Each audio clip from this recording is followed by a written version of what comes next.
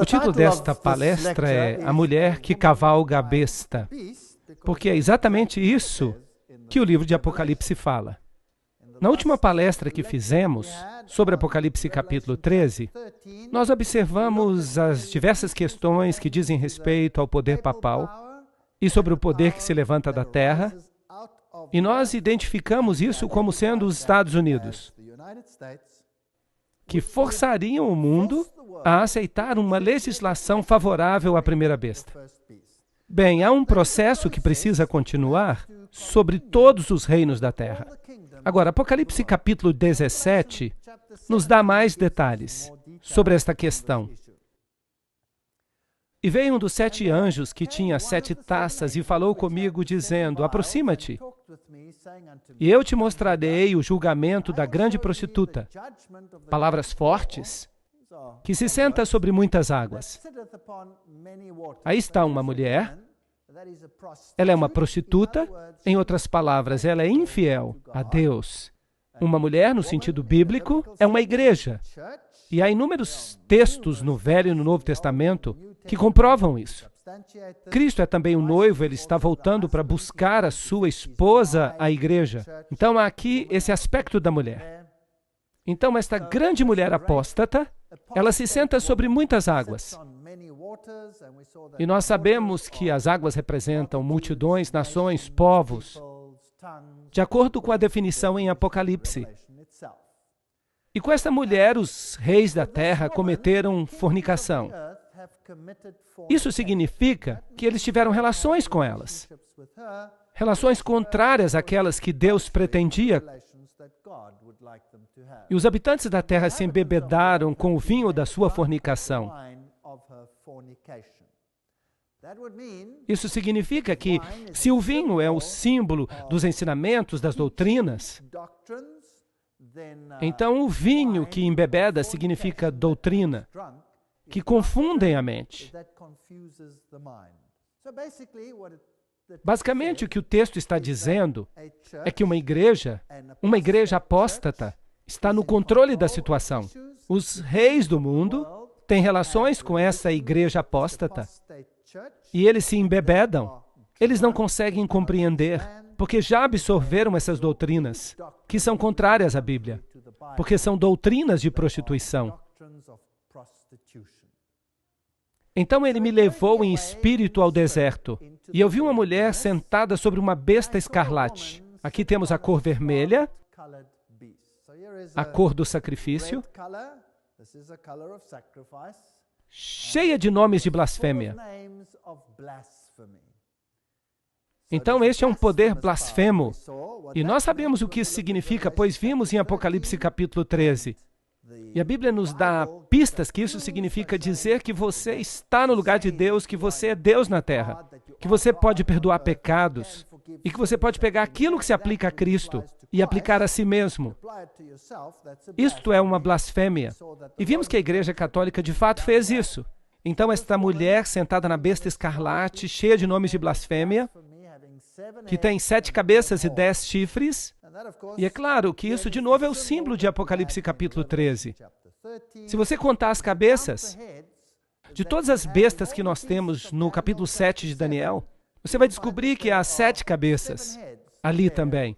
Porque a primeira besta, obviamente, tem uma cabeça, que representava a Babilônia, o leão. A Medopérsia tem uma cabeça. A Grécia é representada como tendo 4 cabeças. E então, uma cabeça para a última besta. Então, temos como soma de Daniel capítulo 7, 7 cabeças. Todos os períodos de tempo são cobertos. E todos eles foram incorporados nesta estrutura única. Esta estrutura do catolicismo tem aspectos de todas as filosofias, de todos os reinos da história, tudo incorporado nela. Ela aperfeiçoou o paganismo, se você quiser dizer isso. A mulher se vestia de púrpura e de escarlate, 2 cores que se aplicam muito bem à Igreja Católica. Os católicos usam o púrpura e a cor vermelha para os cardeais e para os bispos. Ela se enfeitava com ouro e pedras preciosas e pérolas.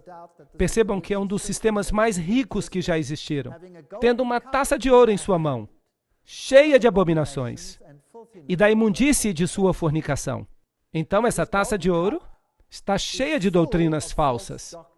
E sobre a sua fronte havia um nome escrito, Mistério. Isso quer dizer que se trata de um sistema dissimulado. Babilônia a Grande, a mãe das prostitutas. Isso implica que há outras mulheres que se apostataram, mas ela é a mãe de todas elas. E as abominações da terra. Que linguagem forte! Vamos ver se isso é de fato verdade. Vamos estudar a besta com as 7 cabeças.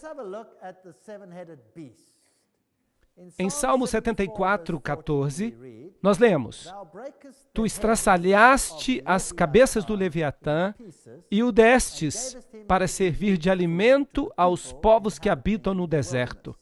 Aqui temos uma besta descrita como o Leviatã. É uma besta que tem aparência de dragão. E se percebe que ela tem mais de uma cabeça. Na mitologia, o Leviatã tem 7 cabeças. Isaías 27, versículo 1. Naquele dia, o Senhor, com sua terrível e grande e forte espada, punirá o Leviatã, aquela serpente traiçoeira, e ele matará o dragão que está no mar. Não é interessante? Não é interessante matar o dragão que está no mar? Vocês se lembram daquela simbologia interessante quando nós falávamos sobre a Mariolatria? Maria é chamada a estrela do mar. Há uma relação interessante aqui. Apocalipse 12, 3. E apareceu outra maravilha no céu, e eis um grande dragão vermelho que tinha 7 cabeças e 10 chifres. Em Isaías nós temos um dragão. Nós não sabemos quantas cabeças ele tem. Nós temos o Leviatã, do Salmo 74, que Isaías 27 aplica ao dragão. E em Apocalipse nós vemos que ele tem 10 chifres. Vocês percebem como tudo se encaixa? Se você usar o paralelismo, você consegue encontrar todas as cabeças. E 7 coroas sobre as cabeças. Então, esse dragão do Apocalipse 12 é um poder governante que está em controle. Ele é o príncipe deste mundo. Jesus mesmo chamou a Satanás de príncipe deste mundo. Apocalipse 13, 1. E eu me levantei sobre a areia do mar e eu vi uma besta que se levanta do mar, que tem 7 cabeças e 10 chifres, e sobre os chifres 10 coroas, e sobre as cabeças o nome de blasfêmia. Agora nós temos aqui uma divisão em 10 chifres, 10 reinos, sobre os chifres 10 coroas. Isso significa que a besta governa com esses 10 reinos na época da Idade Média. Porque Roma governava através do poder de outros reinos. Apocalipse 17, 3. E ele me levou em espírito até o deserto, e eu vi uma mulher, sentada numa besta escarlate, cheia de nomes de blasfêmia, tendo 7 cabeças e 10 chifres. Obviamente, esta é a representação dos reinos de Satanás em todos os séculos. E em Apocalipse 17, vamos ter a culminação desse poder nos eventos finais, um pouco antes da volta de Jesus.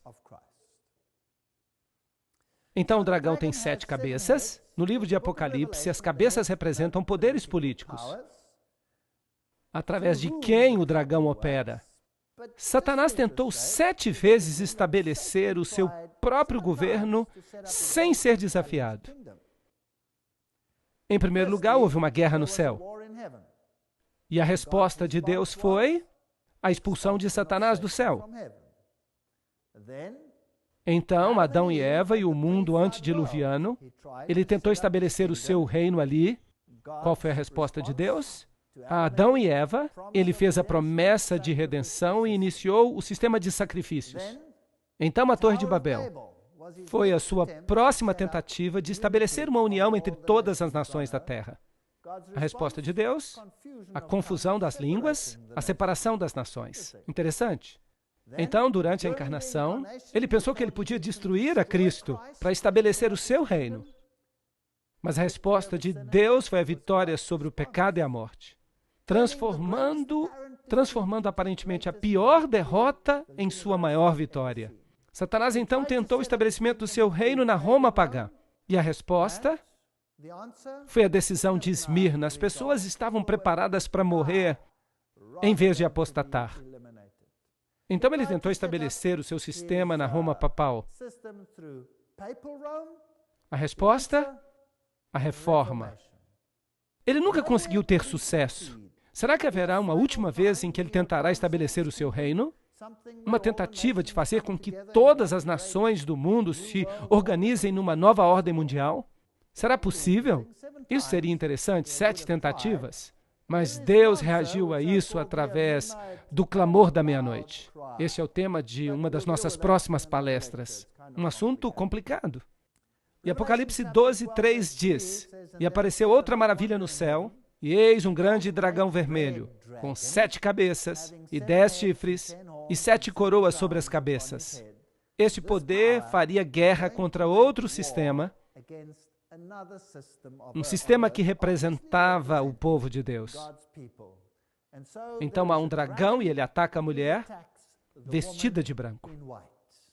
E essa guerra vai continuar até a volta de Jesus. É isso que a Bíblia diz. Então essa criatura, que nós vemos em Apocalipse 13, saiu do mar. Ela nos mostra quais são as características do poder papal. Pois esse sistema tem todas as características do poder do chifre pequeno, em Daniel capítulo 7. Então é o mesmo sistema. E esse sistema tem um componente semelhante ao da Medo-Pérsia, porque tem as patas do urso. Ele tem filosofia grega. Toda a teoria evolucionista, por falar nisso, veio da filosofia grega. É de lá que vem. Esse sistema tem um componente grego. Há aqui um componente babilônico. Eu poderia gastar uma palestra inteira mostrando a comparação entre a religião babilônica e o catolicismo. Há uma palestra intitulada O Vinho de Babilônia, que você pode ler se você quiser. E tem os 10 chifres que representam esse poder final que eventualmente controlaria o mundo inteiro. Então, cabeças de leão com 10 chifres.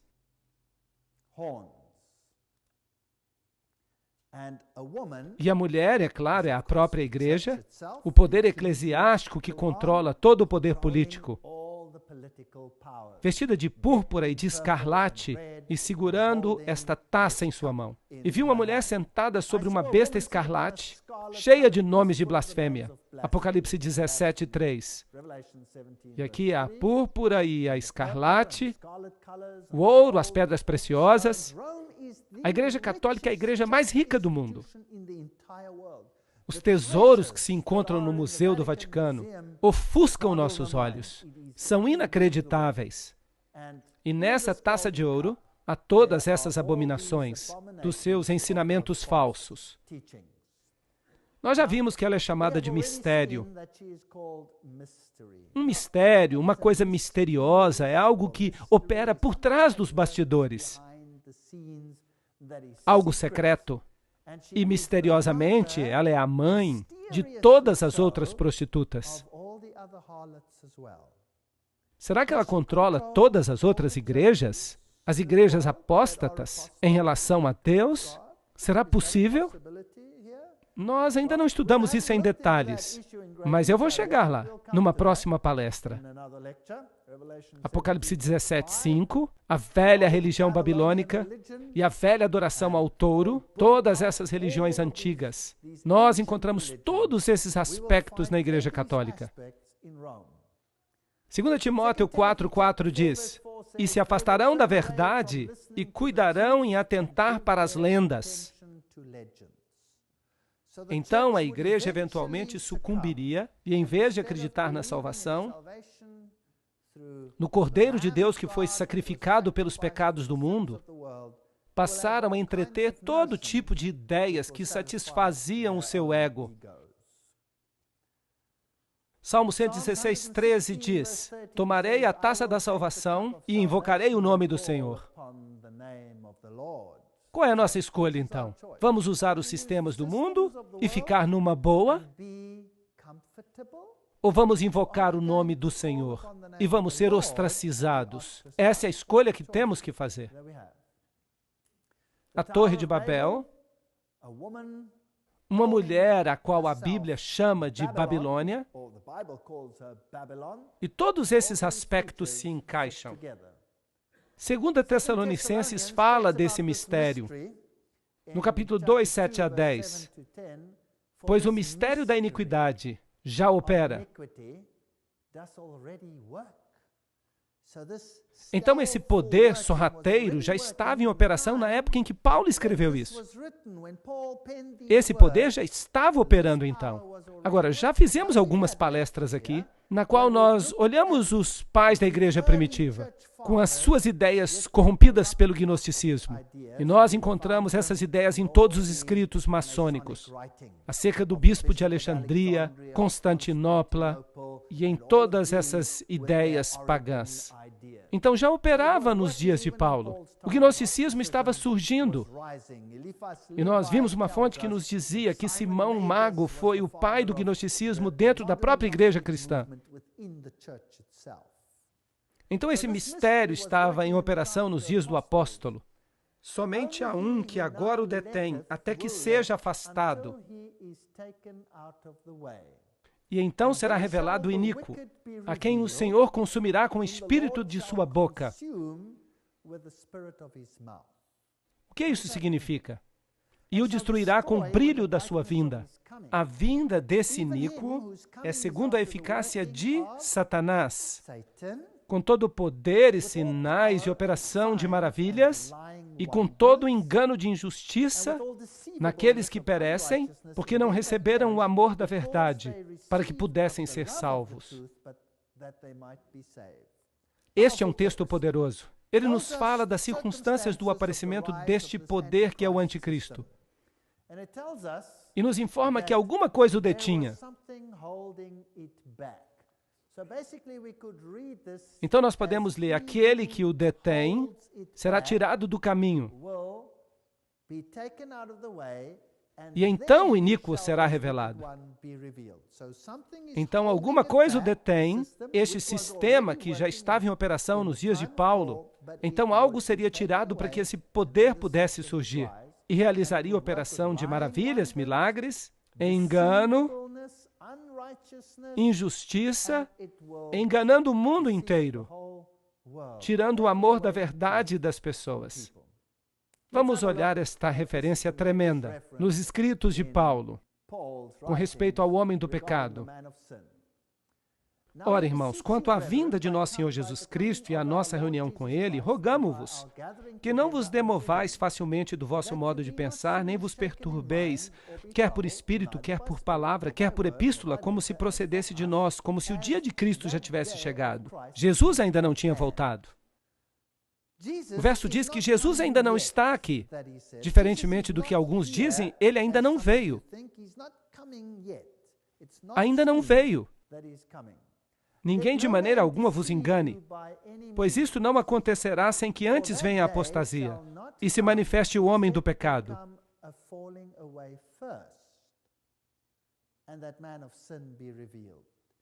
Então a volta de Jesus não acontecerá antes da apostasia e o homem do pecado seja revelado, o filho da perdição. Expressão interessante, o filho da perdição, aparece apenas 2 vezes na Bíblia. Sabiam disso? Usado apenas 2 vezes. Apenas 2 pessoas foram chamadas de filho da perdição. Este homem do pecado, este sistema, e o outro foi Judas.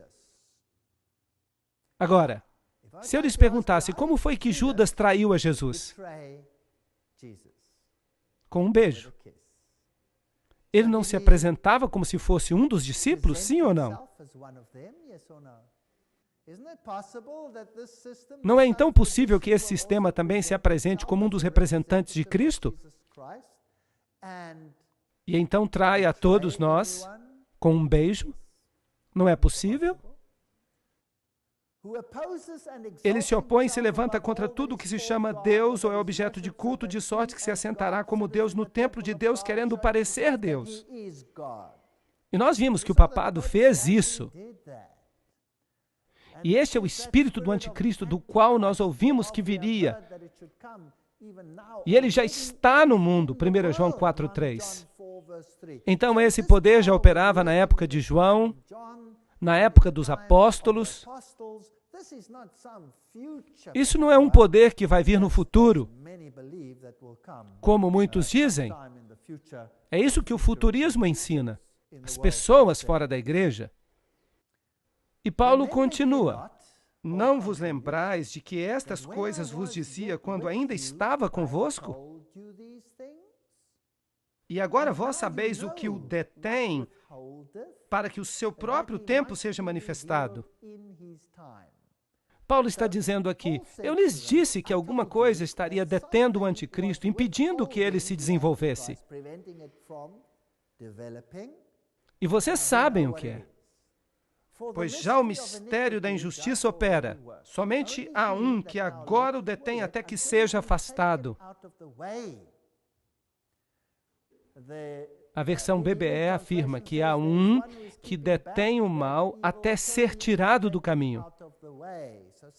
Alguma coisa o detinha, impedindo que esse poder se levantasse. E quando este algo é tirado do caminho, então virá o anticristo. Então será revelado o iníquo, a quem o Senhor desfará pelo sopro da sua boca e aniquilará pelo esplendor da sua vinda. Então Deus há de combater esse sistema com a palavra de Deus e o destruirá finalmente, por ocasião da sua vinda. É uma promessa. A vinda desse iníquo é segundo a eficácia de Satanás. E então temos esta passagem de novo, de como ele opera. Então, quando virá este anticristo? Paulo lhes disse que algo detinha. Nós ainda não temos os fatos acerca do que era. O livro de H. Grattan Guinness, Romanismo e a Reforma, nos diz. Aqui temos um ponto no qual Paulo afirma a existência do conhecimento na igreja cristã. Ele diz que a igreja primitiva sabia o que o detinha. A igreja primitiva nos diz o que ela sabia sobre o assunto. E ninguém nesses dias pode estar em posição de contrariar o seu testemunho, o que Paulo apenas verbalmente havia contado aos Tessalonicenses. Hoje em dia nós ficamos fazendo suposições. O que é que o detinha? É o Espírito Santo? É isso? É aquilo? Não, nós não sabemos. Paulo foi quem disse para eles o que é que o detinha. Por isso, só a antiga tradição pode ter autoridade para revelar isso. A especulação moderna é definitivamente uma impertinência com respeito a este assunto. Será que os cristãos primitivos podem nos dizer o que Paulo contou para eles que estava detendo o anticristo? Tertuliano, no seu livro sobre a ressurreição, nos capítulos 24 e 25, escrito no ano 200 depois de Cristo, diz o seguinte: aquele que o detém deve detê-lo até ser tirado do caminho. Que obstáculo havia senão o Estado romano? A apostasia do qual, ao ser dividido em 10 reinos, há de introduzir o anticristo. Interessante. Essa é a compreensão da igreja cristã primitiva, que quando Roma finalmente entrasse em colapso, então viria o anticristo. Era nisso que criam. Vamos continuar. Diz João Crisóstomo, na sua homilia número 2 sobre 2 Tessalonicenses, ele foi bispo de Constantinopla no ano 390. Só um o impede agora, até que seja tirado do caminho. Isto é, quando o Império Romano for tirado do caminho, então ele, o anticristo, há de vir. Aqui está outro que diz isso. Interessante. Paulo diz que o poder já operava naquela época, e que mais cedo ou mais tarde ele se levantaria. Havia algo que o impedia, mas quando ele se fosse, eu lhes disse o que era. Então ele se levantaria. Aqui está Edward Elliot, no comentário sobre Apocalipse, que diz: nós temos o testemunho unânime, nós temos testemunho confirmador dos primeiros pais, desde Irineu, o discípulo de São João, até Crisóstomo e Jerônimo, com respeito ao fato de que era compreendido que se tratava do império que governava e residia em Roma. Era isso que tinha que ser tirado do caminho.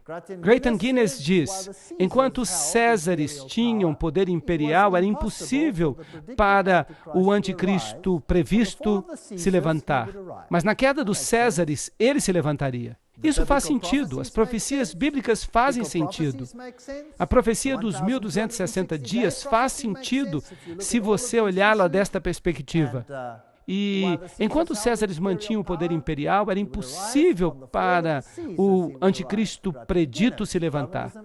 Mas na queda dos Césares, ele se levantaria. Romanismo e reforma. Há inúmeras fontes que dizem isso. Paulo não identificou o poder que o detinha, embora soubesse que era Roma, com medo de represálias. Lembrem-se que a igreja cristã estava sob a perseguição de Roma. Então Paulo lhes escreveu uma epístola e disse, o que eu lhes disse pessoalmente, vocês sabem o que é. Isso primeiro precisa acontecer. Então não saiam por aí ensinando todo tipo de doutrina. Nós estamos esperando a queda, a apostasia, o homem do pecado. O obstáculo precisa ser removido. O homem do pecado se levantará e então governará esta terra. E somente então, eventualmente, Cristo virá. E ele destruirá esse poder quando ele voltar. Esta é a versão bíblica.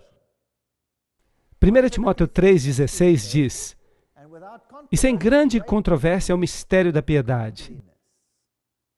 Deus se manifestou na carne. Notaram isso? Deus se manifestou na carne. Não vamos mudar isso. Justificado no Espírito, visto pelos anjos, pregado aos gentios, crido no mundo, recebido na glória. Este é o único mistério do cristianismo, não há outro mistério. Nós nunca compreenderemos como Deus do universo podia ter se tornado homem por nós, morrido por nós. E então Ele nos salva e nos torna filhos e filhas do Altíssimo. É um mistério. Nós nunca compreenderemos isso. Tudo mais foi revelado em sua plenitude. Mas isto permanecerá nosso estudo por toda a eternidade. Este é o mistério da piedade. O mistério da iniquidade quer desfazer este fato central, saliente e eterno da salvação. E nós já vimos nas palestras anteriores como os esforços foram feitos para reduzir a obra de Jesus Cristo. E quão minuciosas as sociedades secretas, a antiga religião de Babilônia, através do cabalismo, do gnosticismo, como elas removeram a Jesus Cristo como divindade que salva e o substituiu com seu próprio poder. Nós vimos as sociedades secretas do islamismo, nós vimos o que o Corão ensina, que Jesus não era o Filho de Deus, que ele nunca morreu, que seu sangue não foi derramado por nós, ele foi removido e espiritualizado. Dizem que ele nunca veio em carne. Tudo isso, nós vimos que isto é a própria doutrina central do catolicismo hoje e a teologia da Vulgata. Os templários, o Rosa Cruz, os jesuítas, a maçonaria, todos eles têm essa doutrina central. Duas doutrinas no mundo, não 100, não 200, não 300, duas doutrinas apenas no mundo, mas usando roupagem diferente, tudo controlado por um poder. Vocês acham inacreditável? Lembram-se da história de Bel? Nós falamos sobre ela aqui, o Templo de Bel, onde nós vimos uma mulher com uma mini saia. Vocês pensavam que a mini saia era algo recente? Não, a mini saia é velha. Ali está ela. E esta moça eu não sei se ela era uma moça do dia ou da noite, mas esta moça com uma taça de ouro na mão representa a adoração a Baal. E Fides, que fascinante. E Fides, que fascinante. Na cidade do Vaticano, Fides. Nós vimos que isso é interessante. Tem o significado de a adoração da deusa. Os iniciados, aqueles que estavam por dentro, eram os Fides. E nós não saberíamos o que isso significa se não tivéssemos uma boa citação de Albert G. Mackay, grau 33 da maçonaria. Ele diz: a mão direita, ao longo dos séculos, sempre foi considerada um emblema de fidelidade. E nossos antigos irmãos adoravam a Deus sob o nome de Fides. Fides, ou fidelidade, que às vezes era representada por duas mãos destras juntas, que é o que também a maçonaria faz. E às vezes por duas figuras humanas, segurando uma outra pela mão direita. Numa foi o primeiro a erigir um altar a Fides, sob o nome de a deusa dos juramentos, e honestamente foi adorada. Os juramentos feitos em seu nome eram considerados mais invioláveis do que quaisquer outros. Isso é um mistério. Nós estamos mostrando um lado. Aqui está o mistério, ensinando por um lado, mas realmente ensinando por outro lado. Morais e Dogma, página 292. Você se lembra onde nós tínhamos os símbolos secretos? Aqui nós temos o símbolo do Rho e do Ki, que aparece em muitos púlpitos e altares hoje em dia. E o símbolo tem recebido conotações cristãs por parte dos Goim, para os catecúmenos, mas aqui aquele que está por dentro nos diz que representa o cajado de Osíris. Então é a representação do membro masculino que se encontra num barco. E ele também nos conta que vários outros símbolos que nós já vimos aqui são símbolos pagãos. A letra tal e esta cruz aqui e as suásticas, de um jeito ou de outro, e as estrelas de Davi. E então esta declaração interessante: as vestes do sacerdote de Horus eram cobertas com essas cruzes, e então você tem a cruz maltesa. E eu lhes mostrei que o papado tem esta cruz em sua roupa, e os bispos a usam também. Estes são sacerdotes de Horus. Aí está o mistério. Você tem que olhar por trás dos bastidores para descobrir. E o capuz que eles usam sobre a cabeça, que hoje parece que representa de fato a cabeça de peixe do deus Dagon, que significa Dagon, Deus peixe. Então a cabeça do peixe, mais tarde, a capa foi removida, a capa do peixe foi substituída por um casaco vermelho, ou um casaco púrpura, ou de outra cor, mas o capuz com a cabeça aberta do peixe em cima permaneceu. Ali está um relevo de Babilônia. No Museu de Pérgamo, você vê o peixe com a boca aberta, o capuz sobre a cabeça dos sacerdotes de Babilônia, e ali eles têm baldes de água, e também têm pequenos ramos de isopo que eles colocam e o usam para aspergir água. E é isso mesmo que o Papa faz. Os bispos saem andando com água benta. O Papa tem um ramo de isopo e ele faz aspersão nas pessoas. Esse é um ritual babilônico. Esta é a purificação por meio de Babel. Bab, portão. El, Deus. Babel, portão dos deuses. Jesus diz: eu sou a porta, eu sou o portão. Jesus é o portal. Só há um caminho para o céu, e é o nosso reconhecimento da nossa pecaminosidade e a aceitação do sacrifício vicário do Filho de Deus que morreu por nós.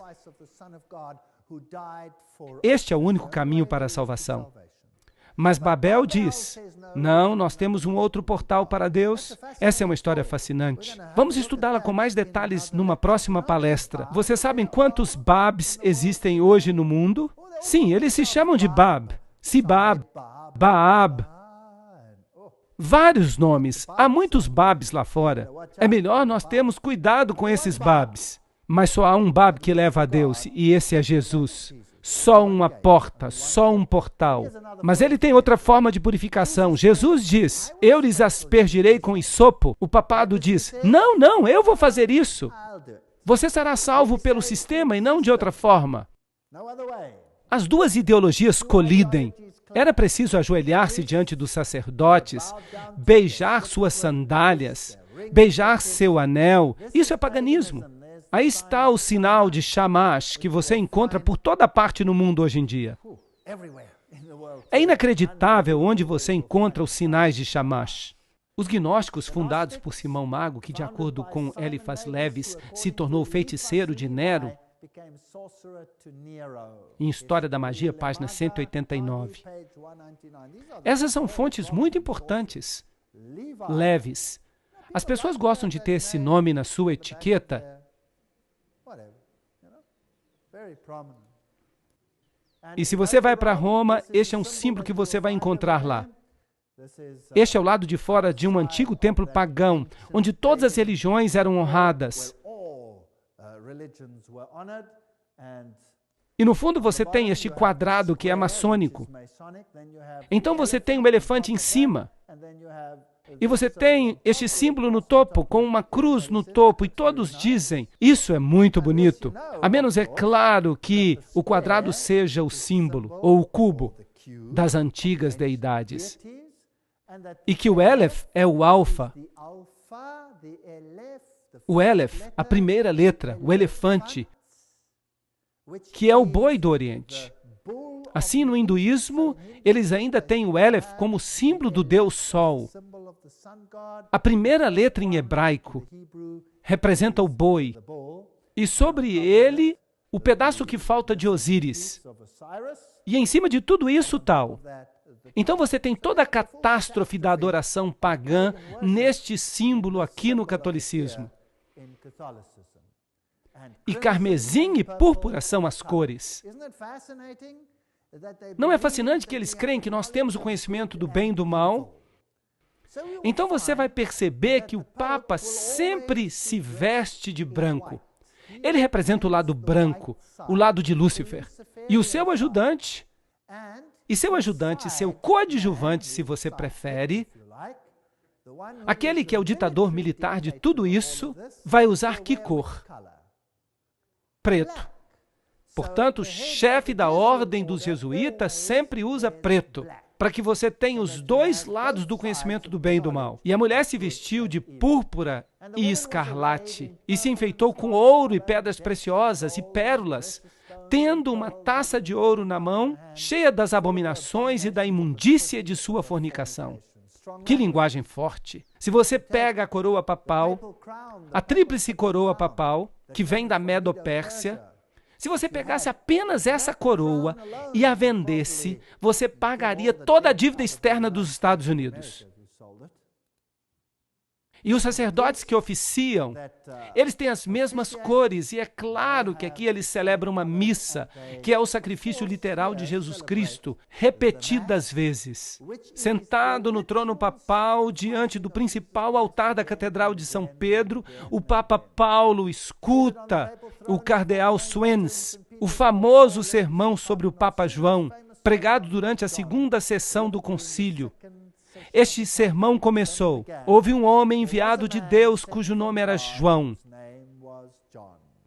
Que interessante. O que aconteceu no segundo concílio?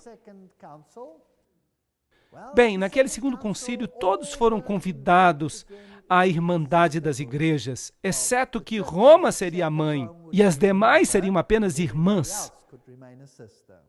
Não é interessante? Eu acho interessante. A idolatria era adoração no velho sistema. A idolatria é a mesma adoração no presente sistema. Exatamente a mesma, mas a idolatria toma muitas formas. Idolatria não quer dizer apenas prostrar-se diante de uma estátua. A idolatria tem outros sentidos. E não é interessante percebermos que Roma controla tudo isso em sua totalidade, completa e absolutamente? Bem, nós não podemos falar de todos os sistemas de idolatria hoje, isso seria impossível, mas a idolatria não significa apenas prostrar-se a um ídolo. Você pode ter ídolos diferentes. E os esportes mundiais? Quem controla os esportes mundiais? Vocês sabiam que cada um dos principais clubes do mundo tem um símbolo maçônico? Isso é interessante. O maior time de futebol do mundo, o Manchester United, recorre diretamente ao diabo. Por que não? Parece uma boa alternativa quando você tem escadas maçônicas, símbolos maçônicos, sinais de chamas. Por que não? Esses são os principais times do mundo. E esses aqui?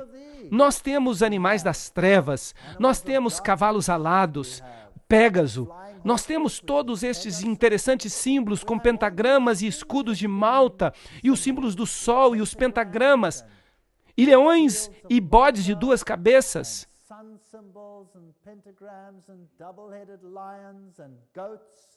Todos são símbolos. E a flor de lis. Você diz o nome e você encontra.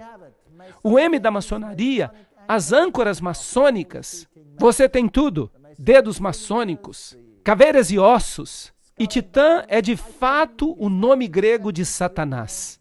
Então nós temos todos esses aspectos interessantes. O G, todo mundo que é maçom sabe que ele representa a loja maçônica.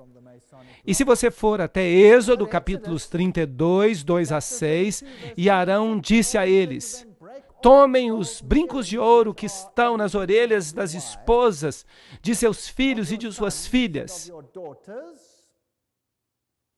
Bem, hoje os brincos são muito populares. Trazem-nos para mim. E ele fez um bezerro derretido. E Arão fez uma proclamação e disse: amanhã é festa para Jeová. E eles se levantaram cedo no dia seguinte e ofereceram sacrifícios e ofereceram ofertas de paz. E as pessoas se sentaram para comer e beber e se levantaram para jogar. Agora, o que essas pessoas jogaram? O que vocês acham que elas jogaram? Bem, parte do sistema de adoração do sol era praticar esportes. Mas que tipo de esportes eles praticavam? Isso é interessante. Bem, vamos até a Unesco. Eles devem saber, porque o manifesto da Unesco, como vocês sabem, foi escrito por um membro da Caveira e Ossos.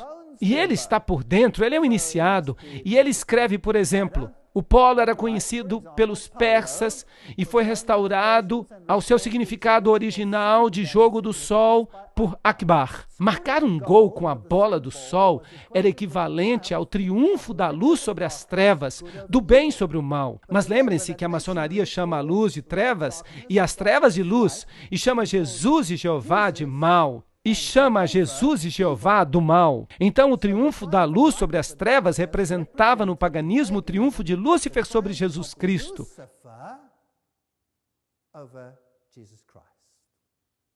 Assim, o triunfo da luz sobre as trevas, do bem sobre o mal. A bola é um símbolo do sol em todos os esportes, como futebol, hóquei, basquete, cricket. O beisebol se relaciona com o sol na forma de um relógio de sol. E o padrão do campo, bem como em suas regras e na forma de contar os pontos. Como todos os esportes, o beisebol também incorpora os ciclos sazonais do sol. Da mesma forma que nos concursos cerimoniais antigos, que faziam parte dos ritos de fertilidade.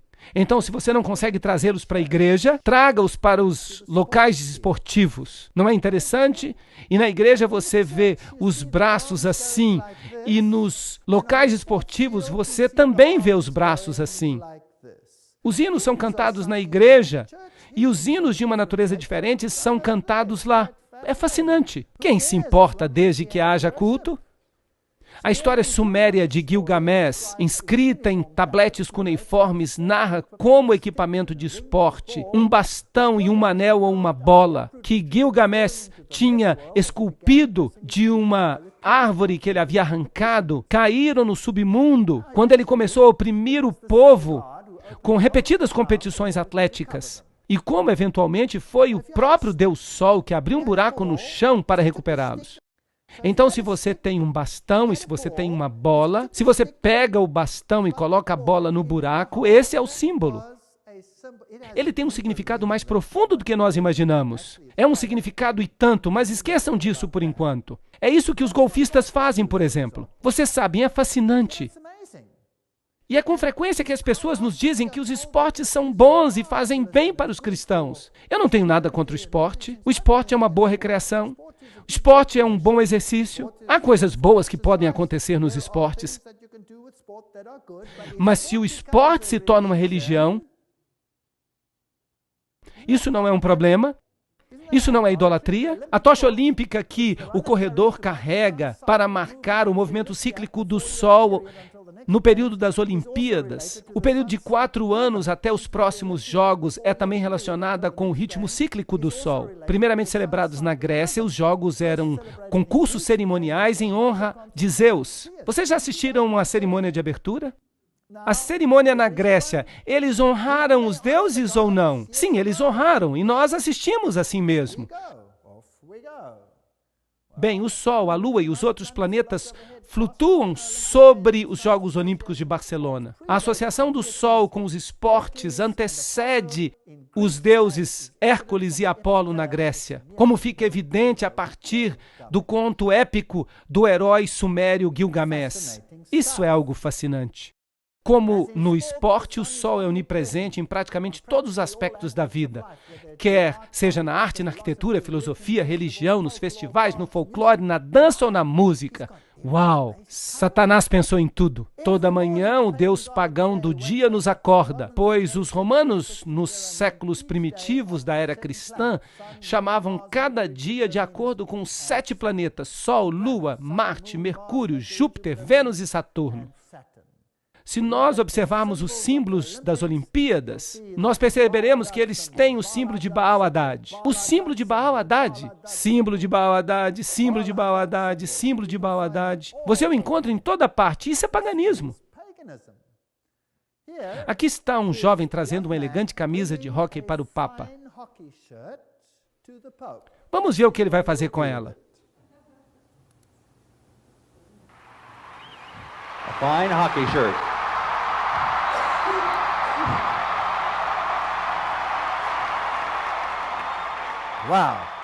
Uau! Agora é uma camisa abençoada. Assim, a maçonaria controla todas essas questões para Roma hoje. O mundo esportivo, o mundo religioso, isso tudo é fascinante. Eu fico imaginando quanta idolatria está oculta no mistério e quanto a Bíblia quer revelar para nós dessa história maravilhosa de Apocalipse 17. Vamos esperar até a próxima palestra para descobrir.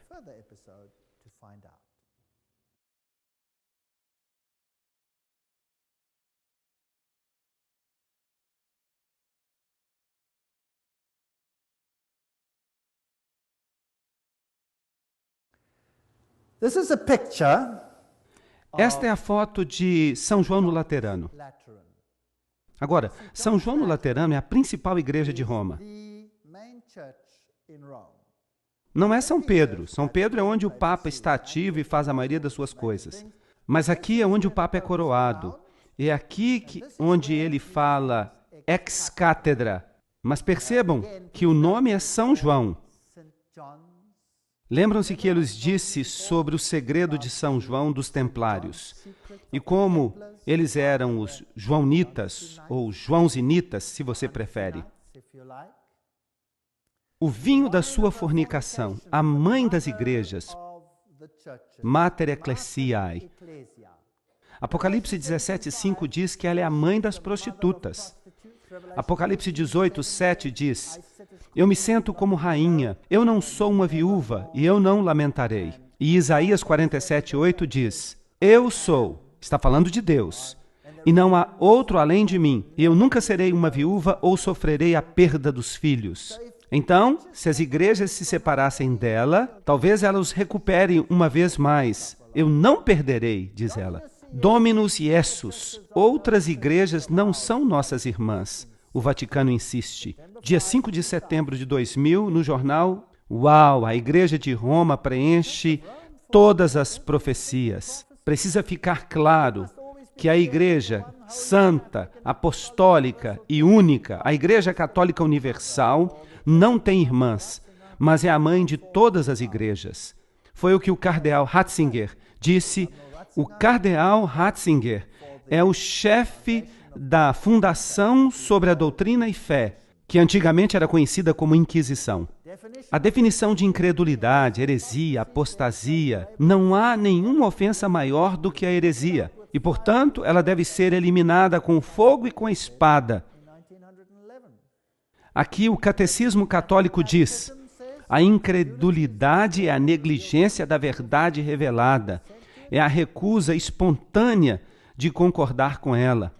A heresia é a negação obstinada após o batismo de alguma verdade que deve ser crida com fé divina e católica. Assim, se o Papa diz alguma coisa e você diz, eu não creio, você é um herege. Você deve ser eliminado com fogo e espada.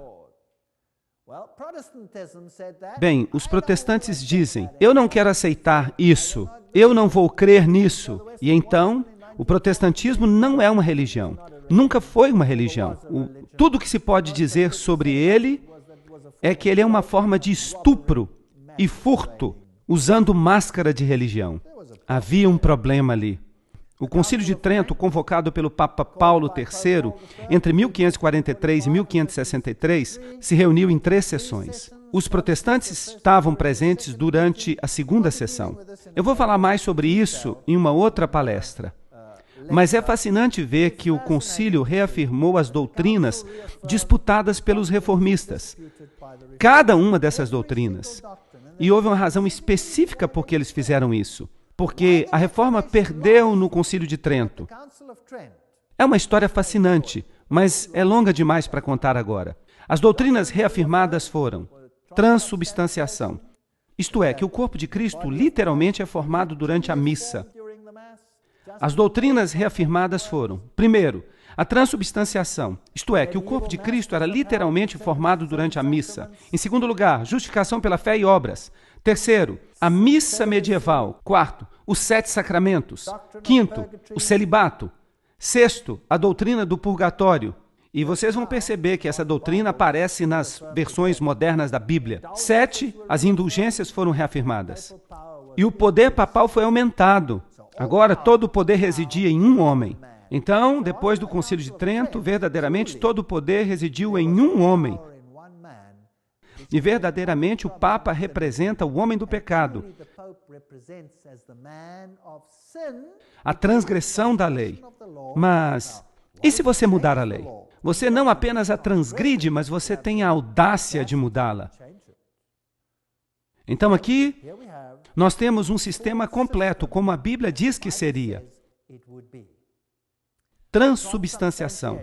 A maravilhosa dignidade dos sacerdotes em suas mãos, como no ventre da bendita Virgem Maria, o Filho de Deus se torna encarnado. Vejam o poder do sacerdote. A língua do sacerdote é capaz de criar Deus de um pedaço de pão. E isso é maior do que criar o mundo. Vejam que eles se sentem muito bem com isso. Se qualquer pessoa desejar que no sacramento da Sagrada Eucaristia estejam contidas verdadeiramente, realmente, substancialmente, o corpo e o sangue, juntos com a alma e a divindade de nosso Senhor Jesus Cristo, e, consequentemente, todo o Cristo, mas diz que ele está ali somente como um sinal, uma figura, uma metáfora, que ele seja anátema. Aí está o problema. Eu não vou concordar com isso porque Jesus Cristo foi sacrificado, porque por um sacrifício ele aperfeiçoou para sempre a todos aqueles que são santos. Hebreus 10, 14. Então eu tenho um problema com esta declaração, de que quando nós celebramos a missa no sentido católico romano, isso não significa lembrar o Senhor até que ele volte, mas é o vinho da sua fornicação, certo ou errado? E aqui está o que ele faz. Ele prega Jesus Cristo na cruz para sempre. Jesus fica lá por todo sempre. Ele é crucificado várias vezes. Ele é crucificado várias vezes. É por isso que o seu símbolo também é o crucifixo. Porque é lá que eles querem que Jesus fique, na cruz. Mas o meu Jesus não está mais na cruz. Ele está no céu e ele vai voltar como Rei dos Reis e Senhor dos Senhores. Lembram-se da questão do perdão dos pecados? Em Lucas 5:21, blasfêmia. Se você diz que um homem pode perdoar pecados, perdão dos pecados. O Filho do Homem tem autoridade sobre a terra para perdoar pecados. Ele disse ao paralítico, eu te digo, levanta-te, toma a tua cama e vai para a tua casa. Jesus provou que ele tinha essa autoridade.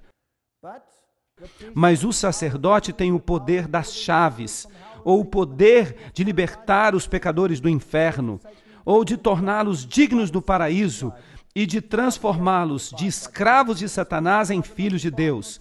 E o próprio Deus é obrigado a aceitar a decisão dos seus sacerdotes de perdoar ou não perdoar. Essas são doutrinas de vinho da fornicação.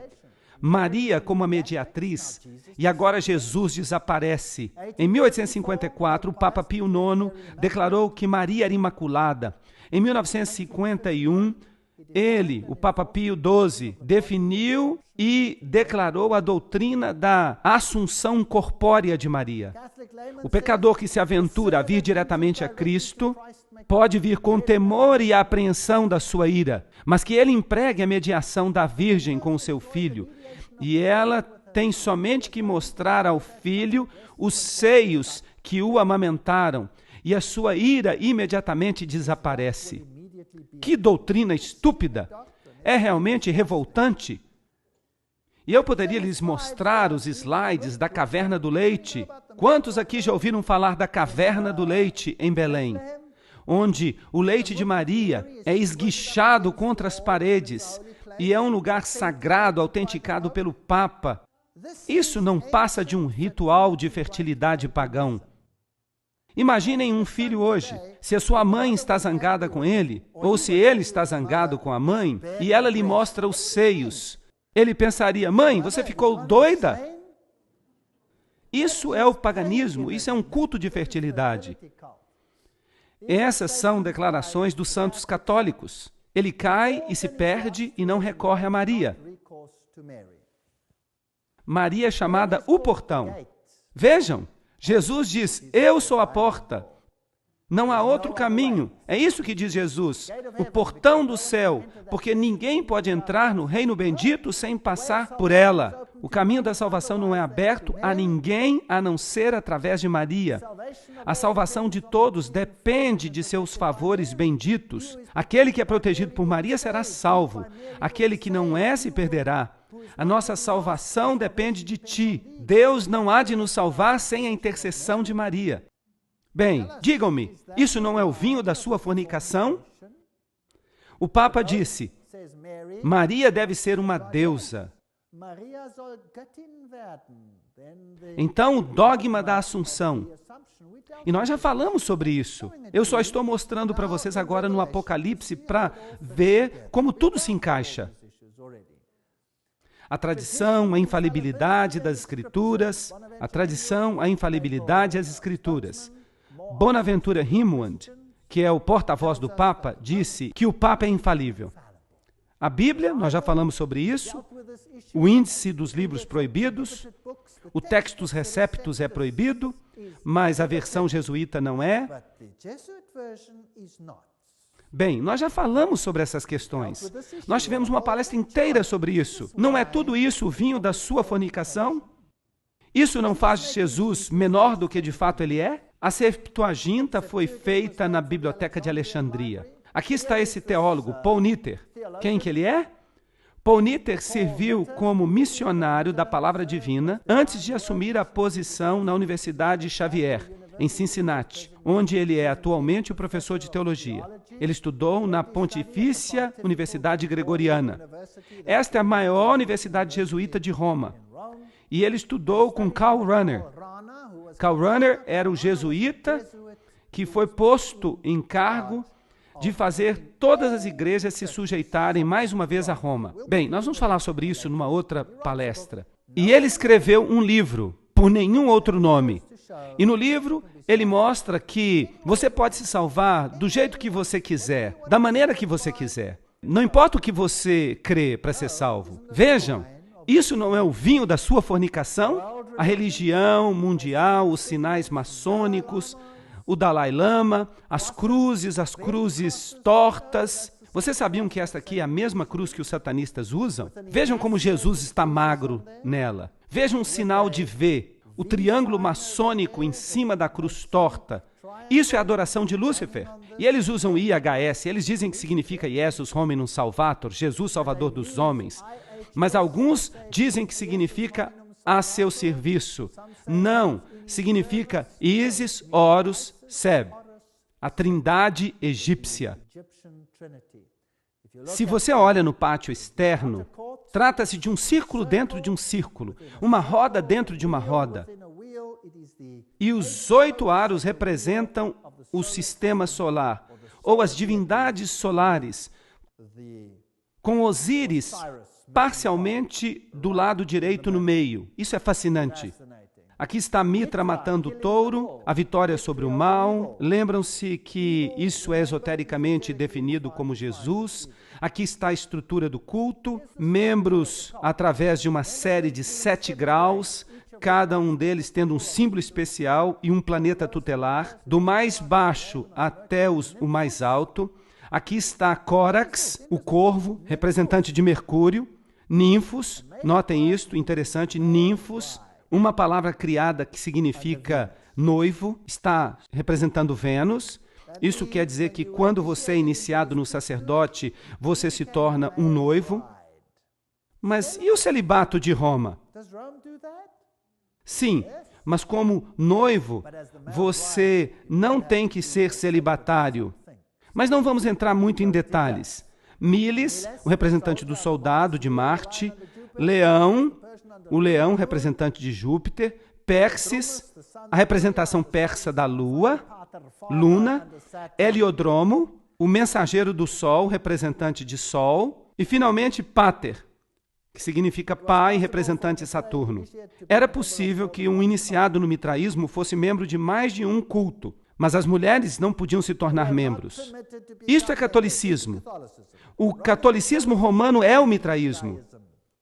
Este é o aspecto persa do culto. Aqui está o braço oculto, estes são os bispos que perambulam, eles controlam o ocultismo no mundo, os segredos mais profundos do oculto, todas as coisas para todos os homens. Ali o Papa recebe o tilak, ele recebe o bindi, a marca vermelha na fronte, que é o sinal de Siva, e Siva é Lúcifer. E aqui ele beija o Corão, todas as coisas para todos os homens. A Bíblia diz em Apocalipse 17:2, com quem os reis da terra cometerão fornicação. E aqui estão todos eles, da queda, na frente do Papa. Nós olhamos para os reis da terra que criaram pânico neste planeta. E eles têm negócios com o papado. Vejamos, Gorbachev com o papado. Aqui há ditadores com o papado. Tudo faz parte do mesmo pacote. Por que eles sempre usam preto quando eles visitam o Papa? Porque eles têm que refletir os 2 lados da história maçônica, o conhecimento do bem e do mal. A rainha dos Bilderbergers, o príncipe Philip, nós temos muita coisa interessante a dizer sobre ele. O príncipe Charles usando preto e o Papa usando branco. E aqui nós temos os equivalentes no mundo islâmico. Gravata preta, pelo menos. Estão vestindo também meias pretas. Aqui está Margaret Thatcher, ali está Carter, os japoneses, a família Bush e a família Blair. Será que os reis deste mundo trabalham com este sistema? Sim ou não? Há outro sistema na Terra que se qualifica como este sistema? Inácio de Loyola, juntos. Se você está pensando em votar, veja esses 2 candidatos aqui. Há uma batalha entre este daqui e este de cá. Mas estes 2 pertencem ao caveira e ossos. Então, por que nos importarmos com quem vai vencer a próxima eleição? Quem vai se importar? Apocalipse 17:6. E eu vi a mulher bêbada com o sangue dos santos e com o sangue dos mártires de Jesus. Aí está. A noite de Bartolomeu, os valdenses, a guerra dos 30 anos, a guerra dos 100 anos, o derramamento de sangue, Stalin. Eles fizeram tudo o que eles quiseram com o povo de Deus. Inacreditável. Eles os matavam de um lado para o outro. A Inquisição, São Tomás de Aquino disse, os hereges condenados deveriam ser mortos, como quaisquer outros criminosos. A Igreja Católica respeita a consciência e a liberdade. Não obstante, quando confrontada pela heresia, ela faz uso da força, a punição corporal, a tortura. Ela acendeu na Itália as fogueiras da Inquisição. Este é o único sistema que se qualifica. Nós já falamos do juramento jesuíta. Eu não vou ler aquele juramento de novo. As terríveis torturas dos hereges, aqueles que querem acreditar e praticar o que eles creem e que tomam a decisão por si mesmos, decidindo por si mesmos em quem acreditar. O Apocalipse 17 nos dá mais informação. Apocalipse 17, 7. E o anjo me disse: por que tu te maravilhas?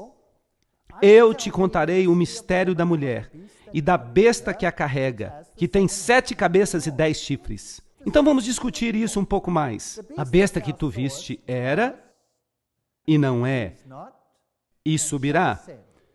O Cordeiro de Deus era uma vez, e então ele não era mais, e então ele voltará de novo. Não é verdade? É a contrafação de Cristo.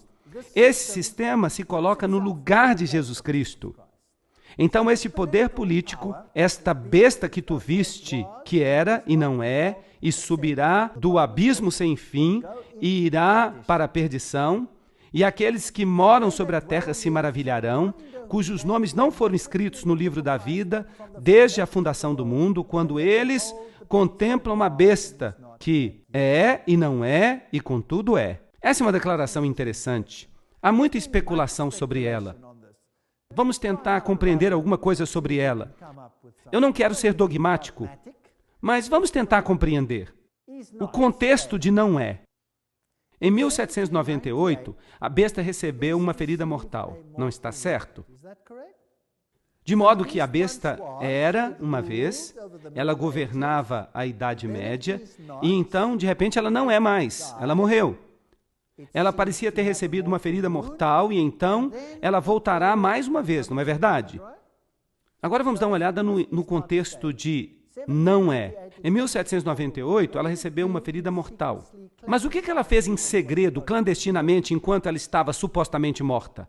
Bem, em 1854, o dogma da Imaculada Conceição. Em 1870, o da infalibilidade. Em 1929, o Papa se coroou soberano do mundo. Em 1951, a Assunção de Maria. Atualmente, Maria é advogada, mediatriz e corredentora. Ela totalmente substitui a Jesus Cristo. Que sistema se desenvolveu naquela época? Apocalipse 17, 9 diz: e aqui está a inteligência daqueles que têm sabedoria. As 7 cabeças são 7 montanhas. Do grego, horos, montanha, sobre as quais a mulher se senta. Agora, além do fato de que Roma é construída sobre 7 colinas, e esse é um ponto interessante, há ainda outras questões aqui. O número 7 é também parte daqueles reinos, lembram-se? E há 7 reis, de modo que agora nós temos um rei e um reino que se aproximam. 5 são caídos, e um é, e o outro ainda não é. Mas quando ele vier, ele deve continuar por um curto período. E a besta que era e não é, deve ser o 8º, e pertence ao 7, e vai para a perdição. Aí está um quebra-cabeça para aqueles que gostam de enigmas. Vamos dar uma olhada nas cabeças ou montanhas. Na Bíblia, elas simbolizam impérios, e não reis individuais. E eu devolverei à Babilônia e aos habitantes da Caldeia todo o mal que eles fizeram em Sião. À tua vista, diz o Senhor, eis que eu sou contra ti, ó montanha destruidora, diz o Senhor, que destróis toda a terra. E eu estenderei a minha mão contra ti, e eu te rolarei das rochas, e eu farei de ti uma montanha queimada. Esta é a referência à Babilônia, que atacaria o povo de Deus. Uma montanha é um reino. Então vamos tentar identificar as 7 cabeças. Eu não quero ser dogmático. Eu não creio que isso é uma questão de salvação, se você entende bem isso ou não. As questões de salvação se referem a seu relacionamento com Jesus Cristo e a nada mais. Então, quer você saiba exatamente quem são elas, isso não importa de fato. Mas Deus nos dá essa informação. Vamos observar, é interessante. Interpretação 1. Se nós observarmos a partir da perspectiva de João, as 7 cabeças representam o principal poder perseguidor do povo de Deus através dos séculos. Esta é uma interpretação. 5 caíram. Eles dizem Egito, Assíria, Babilônia, Medo-Pérsia e Grécia. 5 são caídas. Uma ainda é. Bem, olhando da perspectiva de João, isso seria Roma. E o outro ainda não veio. Este é o papado. Esta é uma interpretação que é bastante popular. E muitas pessoas aderem a ela, e eu não tenho problema se alguém quer aderir a ela, porque nós terminamos com este poder final, que obviamente é aquele que causa todos os problemas. O único problema que eu tenho com esta interpretação é que poderes você deixa fora aqui. Porque o Egito, a Síria, a Babilônia, a Medopérsia, a Grécia, são aqueles que são mencionados. E você está começando com a época de João. Então, esta é uma dedução que você faz para desvendar esta profecia. Mas quais são aqueles que ficam de fora? Por exemplo, se você vai para Ezequiel 16, 26 e você olha todos os inimigos de Deus, você tem os egípcios, você tem os filisteus, você tem os assírios, os caldeus. Então, na interpretação, os filisteus, por exemplo, são deixados de fora.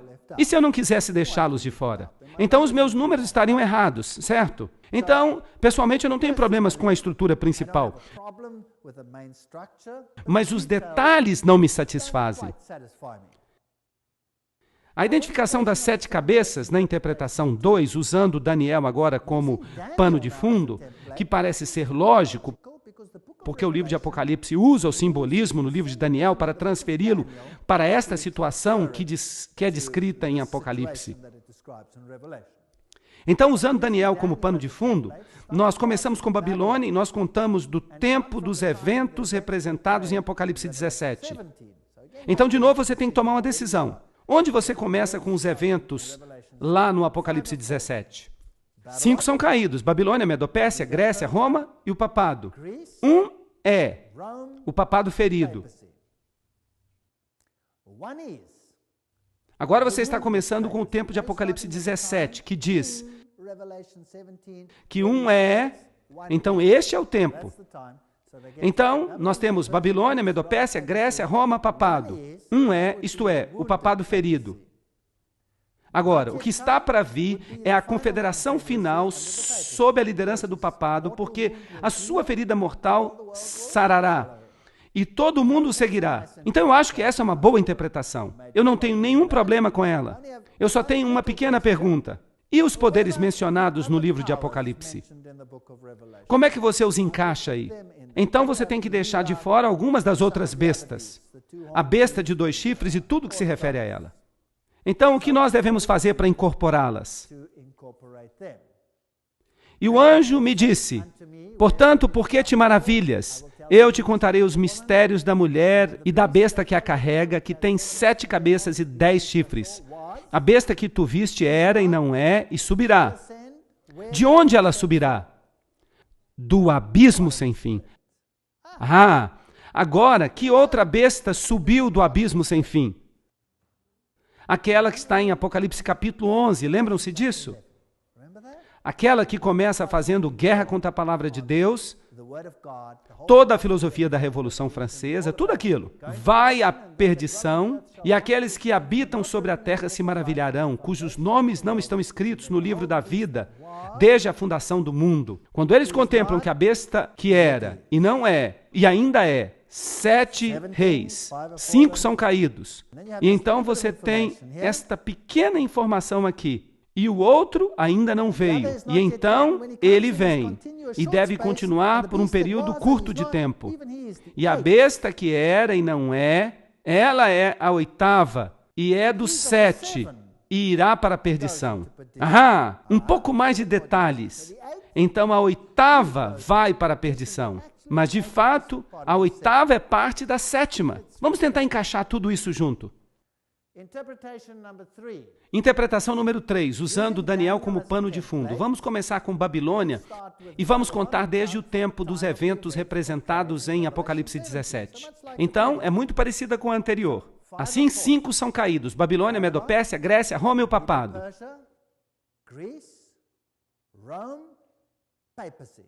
Esse foi o poder religioso político que governou a Idade Média.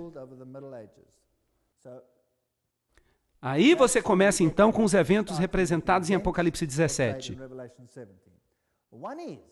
Um é aparentemente o papado ferido.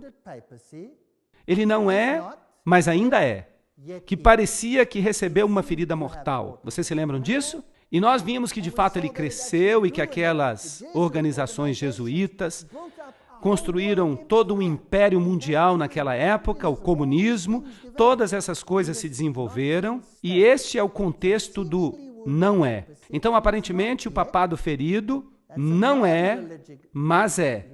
Os poderes políticos religiosos, administrados pelas sociedades secretas do Papa, que se levantaram do abismo sem fim em Apocalipse 11. Foi isso que aconteceu durante a fase do ainda não. Ainda não veio a imagem da besta. Essa confederação político-religiosa que era comandada pela besta que tinha forma de cordeiro. O 8º pertence ao 7. Isso seria a nova ordem mundial. Uma confederação mundial final sob as ordens do Papa. Agora, essa interpretação não é muito diferente da anterior. E quer você goste dessa interpretação ou da anterior, não importa para mim. Pessoalmente eu gosto dessa daqui, mas eu não estou preso a ela. Eu acho que realmente não se importa, desde que no final você chegue ao papado, porque ele se levanta então e ele vai para a perdição. E esta última interpretação para mim inclui todas as imagens que nós temos no livro de Apocalipse. E é isso que eu acho que ela significa. E os 10 chifres que tu viste são 10 reis, que ainda não receberam o reino. Então nós temos aqui o contexto do e nós estamos falando do contexto que não é. E há 10 que ainda não receberam o reino. Isso é futuro. Então o que é que esse número 10 representa? Mas recebem o poder como reis por 1 hora com a besta. Deve haver, então, alguma confederação?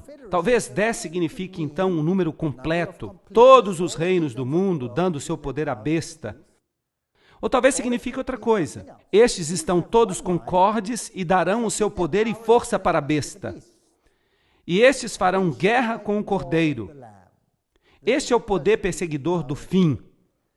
E o Cordeiro os vencerá, pois ele é o Senhor dos senhores, o Rei dos reis, e aqueles que estão com eles se chamam escolhidos e fiéis. Aqui nós temos a batalha final que ocorrerá. No dia 17 de setembro de 1973, o Clube de Roma publicou um relatório especial altamente confidencial chamado de Modelo Regionalizado e Adaptativo do Sistema Mundial Global. Coisa fascinante. Que foi enviado então às elites para ser implementado. Este documento revela que o clube dividiu o mundo em 10 regiões políticas e econômicas, que são chamadas de reinos.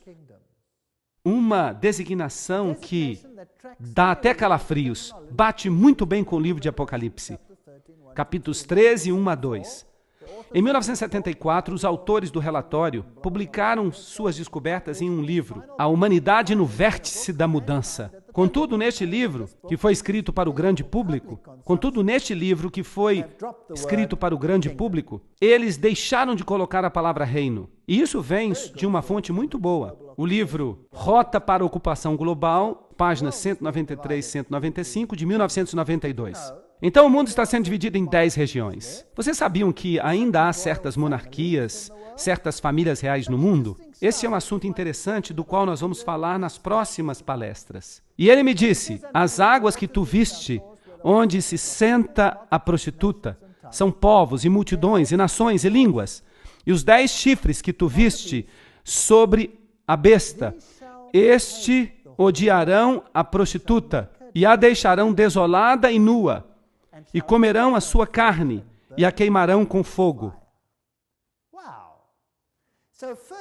Então, primeiramente, nós temos os reinos do mundo dando seu poder para a besta, para esse sistema religioso. E então, esse sistema religioso sai e faz guerra contra o povo de Deus. O que acontece a seguir? Alguém tem uma ideia? Deus coloca uma sebe ao redor do seu povo. Ele os protege. Ele os segura na palma da mão, como ele fez no Egito. Mas eles legislam contra eles. Eles não podem comprar, não podem vender, não podem fazer nada. Mas O teu pão e a tua água serão certos. 1000 hão de cair ao teu lado, 10.000 à tua direita, mas tu não serás atingido. Todas as promessas de Deus se aplicam. Eventualmente, eles tentam, em sua ira, exterminar este grupo que se apega às doutrinas contrárias às doutrinas do mundo. E Deus, então, envia as pragas. E há muito sofrimento na terra. Mas o povo de Deus está protegido. Eventualmente, essas nações percebem que elas foram o quê? Enganadas. E elas se voltam com ódio amargo e agridem e destroem aqueles que tentaram destruir o povo de Deus. É isso que está escrito, é isso que significa. É fascinante. Agora notem, é muito interessante. Eles a queimam com fogo. Qual era a punição no Velho Testamento para uma prostituta que era pega em adultério? Ela era apedrejada até a morte. Mas esta aqui é queimada com fogo. Esta era a punição para a filha de um sacerdote que era pega em prostituição. Sim, ela era queimada. Isso não é interessante? Vejam as analogias. Puxa vida, a Bíblia é um livro fascinante. Alguns podem dizer que foram os homens que escreveram este livro. E eu lhes digo que se isso é verdade, eu vou comer o meu computador.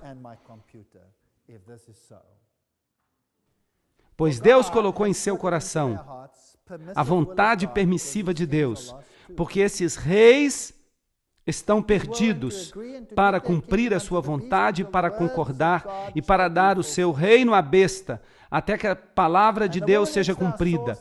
E a mulher que tu viste é aquela grande cidade que reina sobre os reis da terra. Esta grande Babilônia é controlada pela prostituta de Babilônia. Aproxima-te, e eu te mostrarei o juízo da grande meretriz que se senta sobre muitas águas, com quem os reis da terra cometeram fornicação, e os habitantes da terra se embebedaram com o vinho da sua fornicação. Apocalipse 17, 1 e 2. Aí está o final do assunto. Então minha pergunta para você hoje à noite é: você tem medo deste sistema a ponto de obedecê-lo? Ou você se apega a Deus? Qual é a sua escolha? Por que ser tão estúpido a ponto de seguir esse sistema, se é isso que vai acontecer com ele? Nós seríamos estúpidos se não seguíssemos a Deus. Além disso, Deus tem um caráter misericordioso que nunca força ninguém. Ele apenas apela a nós.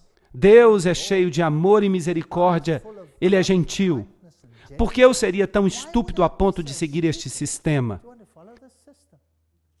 Jeremias 50, 24 diz: eu estabeleci um laço para ti, e tu também foste pega, ó Babilônia, e tu não estavas ciente, tu foste encontrada, tu foste pega, porque tu tens combatido contra o Senhor. Essa era a tipologia. O Senhor abriu a sua armadura, o Senhor tomou as suas armas de indignação, pois esta é a obra do Senhor Deus dos exércitos na terra dos caldeus. Vinde contra ela, desde o termo mais distante. Abri seus armazéns, derrubai-a como monturo, destruí-a completamente, que nada seja deixado. Matai os seus touros, que eles desçam até a casa da matança.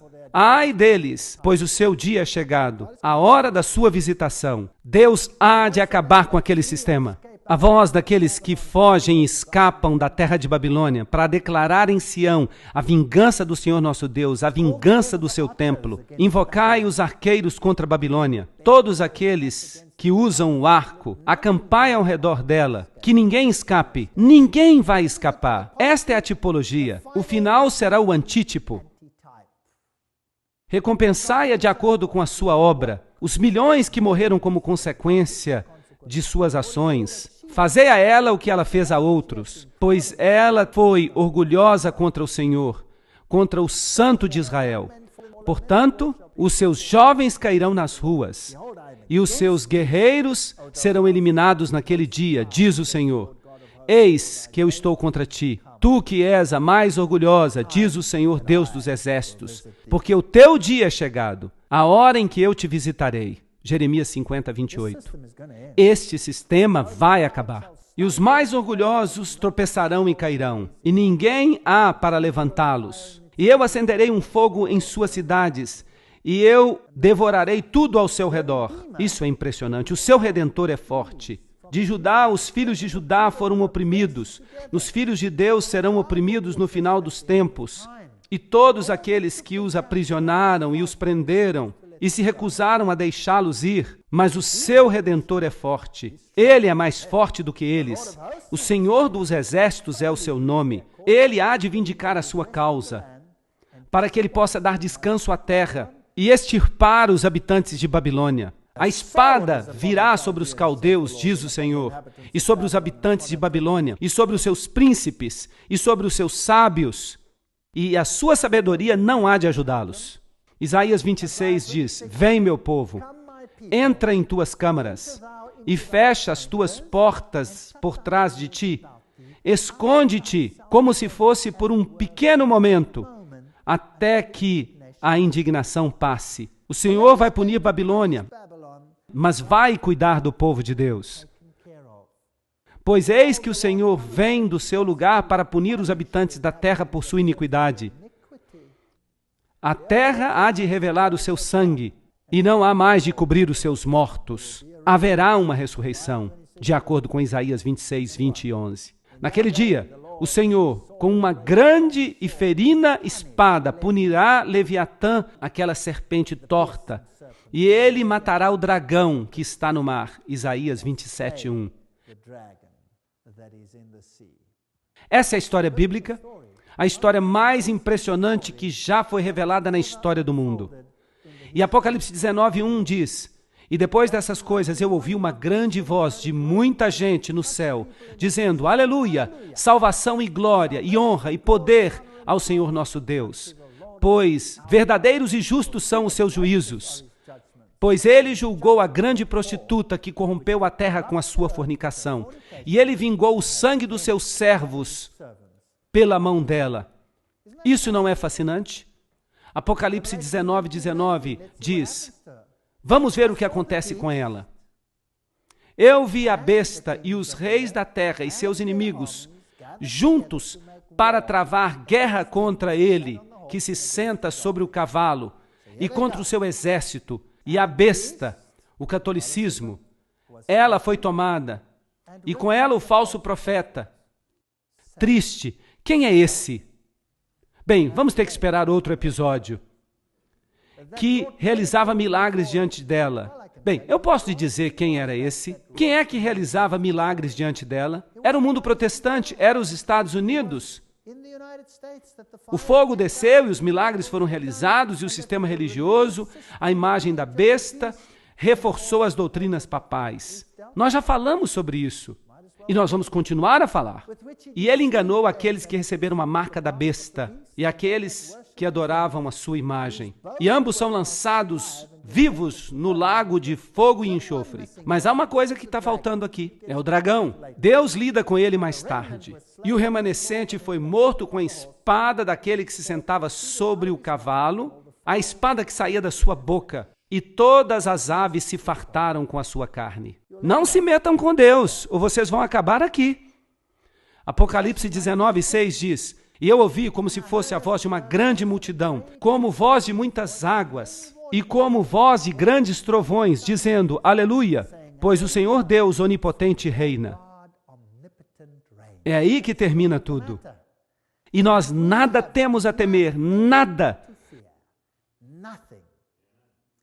Na próxima palestra, nós vamos olhar a nova ordem mundial e vamos estudar alguns acontecimentos que estão ocorrendo no mundo hoje. É coisa assustadora, mas ainda assim, quando vocês virem estas coisas acontecendo, ergam os seus olhos, pois vocês sabem que a redenção se aproxima. Confiem no Senhor Jesus e não tenham medo de nada. Obrigado.